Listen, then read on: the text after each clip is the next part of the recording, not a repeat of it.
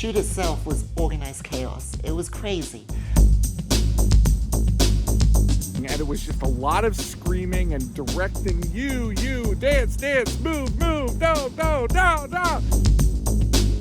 I don't know if you can plan something like that, you know, super surreal.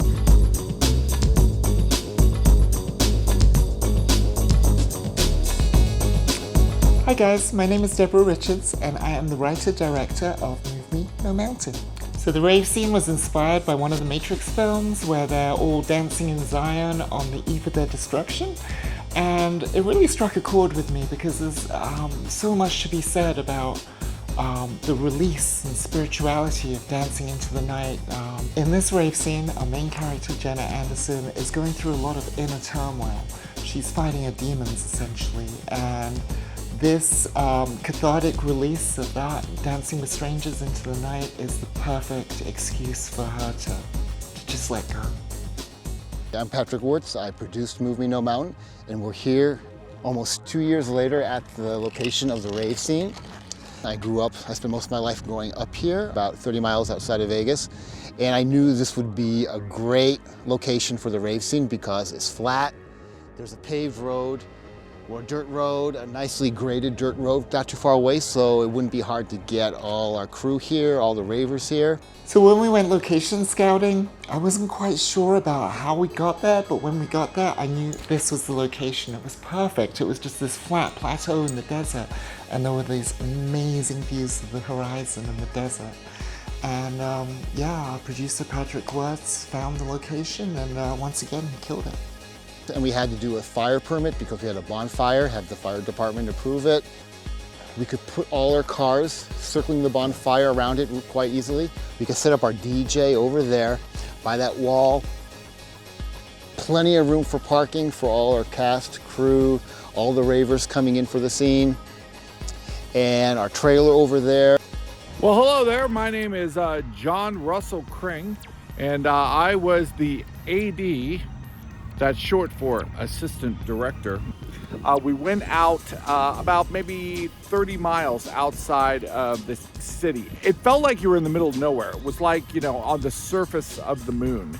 And then all of a sudden, people just started to come. I put out an ad on social media asking for ravers, for dancers. Luckily, it was the same week as EDC. You know, Patrick had come up with this great group of dancers and very interesting ne'er-do-wells who wanted to come and be part of the rave scene. I remember when I read the rave scene in one of the earlier versions of the script, it was like one of my favorite things, and actually it ended up being at the very beginning of the film with like the zebra head. When you watch the film, you'll know what I mean by zebra head.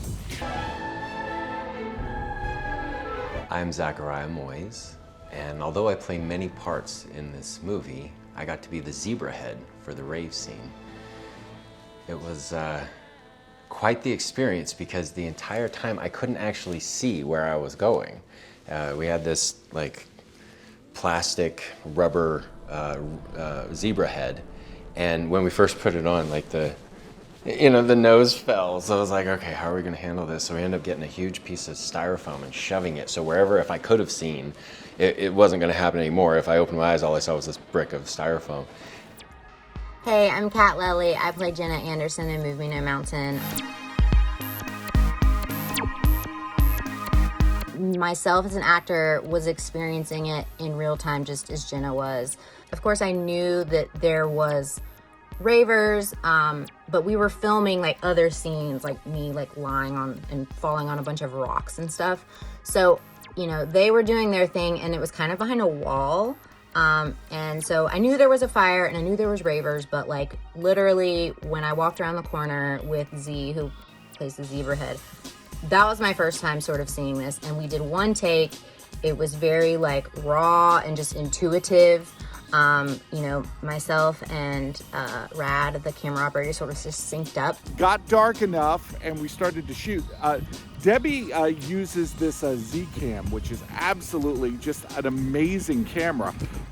So I was like sort of, while she was like running around and shooting, and then there was someone else who was kind of, you know, pulling her back and forth, you know, make sure she didn't trip on everything.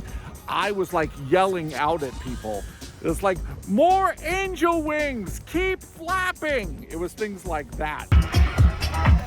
Wing lady, envelop her again. That I was doing, and it was just a lot of screaming and directing you, dance, move, no. It was a lot of that. The shoot itself was organized chaos. It was crazy. We had these wood pallets burning. We had about 30 extras who were all in town for the Electric Daisy Carnival.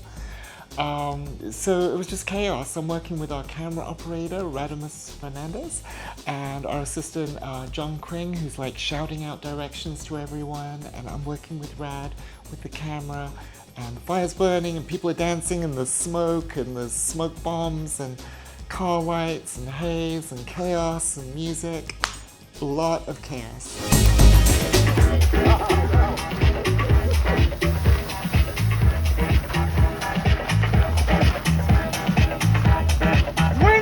Get in front of the camera! Get in front of the camera! In the middle of all this chaos, all I could think is, wow, that wood is burning really fast. We're not gonna get another take at this.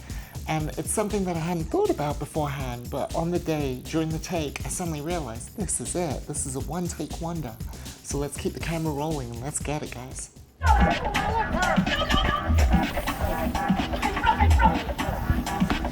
I started just kind of moving through these people, and he kind of just followed me with the handheld camera. And meanwhile, you know, there is a lot happening, like kind of on the sidelines. Like there's, you know, there's the DJ, so there's music happening, and then there's also like, you know, Joey, like one of our crew was like, he was running around with like a fog machine.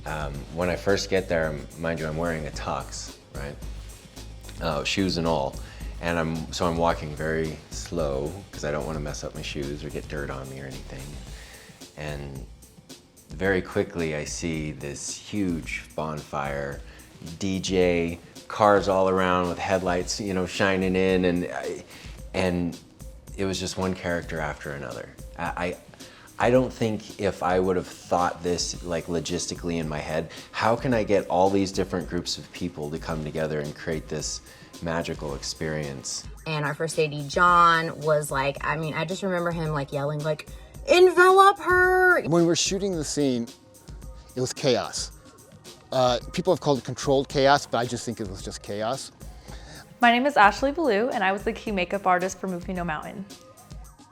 I was in the rave scene, I was an extra. That was a super fun experience. We were building this up for the last few weeks that we've been there. You know, I've been building relationships with the cast and crew. And for me, this was really just a big party, and everybody else was filming, and I got to actually have some fun. I remember they lit up the bonfire, and it was so hot, and I knew this was like a one-take type of shot. And so we wanted really high energy. And I was jumping and acting like I was at a rave. My name is Michelle Kubiak, and I was a raver. And my name is Devin Walker, and I was also a raver in Move Me No Mountain. I found out about the role from my friend Nicole Butler. She posted it on social media. Meeting Debbie, yeah, she was super professional and knew exactly where everybody needed to be, and just very welcoming and warm. Great director. We just started dancing in the desert and, you know, just following cue from people like you. It was a lot of fun, actually. Yeah, the other ravers I thought looked amazing. I definitely remember one. Her name was Cherry. She had the big, beautiful butterfly wings. I thought that was gorgeous. Costumes were amazing. I really liked the girl that had the butterfly. And none of us looked the same, so it was ideal. There's the you horse, know, and it was the horse head. Remember the horse head? There's Yeah. a guy with a horse head. It was very dreamlike. So the DJ is an old friend of mine. His name is Edgar Reyes, and he represents Soul Kitchen, which is the longest running house music night in Vegas. And once upon a time, I owned a bar, and Soul Kitchen hosted our Thursday nights. I think Jenna's experience kind of mirrored mine. Like we were kind of like, let's just sort of see what's happening. You know, she's definitely, you know, she came out to the desert to just sort of let go and give up and just, you know, die. You know, she's very like malnourished, and she's physically and mentally exhausted. So, you know, I mean, she's probably thinking like, if this isn't like the afterlife, but it is like a very super trippy experience. So yeah, shooting the scene was like, it was wild. The bonfire was absolutely huge. I loved how, to me, it looked like Kat was just like kind of being swallowed almost by all of these like, you know, extravagant things. I just kind of danced around, and I didn't know where the camera was at all. There was a time where Jenna and I are, you know, walking up. Well, she's literally like holding my hand, being like, okay, one more step, you know, one more step. But at some point, I was extremely tired, ran out of all of my energy, but the camera's still rolling. And so at one point, as you know, we're circling around the bonfire, I ran and went behind the DJ to actually catch my breath because I was not being able to jump anymore. I could barely breathe. And then I had to time it right to get back out there when the camera wasn't on me and slip back in. So that was really fun. Dancing around the other dancers was actually a lot of fun. Everybody included you, and It was so cold that night, I remember, that it was very welcoming to be close to the bonfire. And I would tend to gravitate towards the warmth and then go back out to kind of cool off and come back around, kind of like a moth to a flame. when I was dancing, the only thing going through my mind was who I was going to be following. Yeah, the whole time I was dancing, the only thing that was going through my mind was don't trip and how much longer do I have to do this? When I heard cut, I was relieved. Yeah. It was pretty tiring after a while for me. I'm not a dancer, so. Yeah, and when they called cut for me, I was like, oh, I guess we don't have to be here till 5 in the morning like the schedule said. As soon as I yelled cut, I felt an enormous sense of satisfaction. A lot of planning, a lot of time, a lot of things had kind of lined up to get to this moment. And now that it was over, the exhaustion hit me, the coffee hit me, everything hit me all at once. And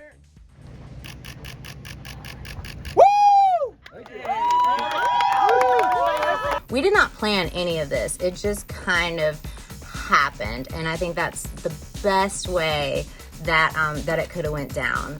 Man, it's one of a kind, and I'm so glad that Debbie wrote this scene, and her and Patrick, really made it happen. And the finished scene in the film just turned out so great. I mean, I just could have watched that all day long. It was just beautiful. It was out, under the stars and the lights, and the people were having such a good time. I mean, no alcohol, no drugs, no ridiculousness, like nobody getting in fight, everybody having a good time.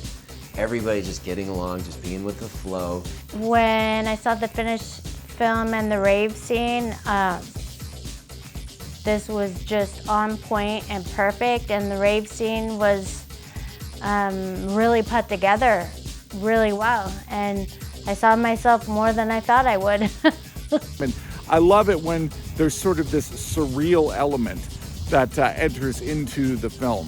So I've got to say, I absolutely loved filming the rave scene, and Debbie Richards just did an incredible job. She conceived it out of her head, and now it is on the screen.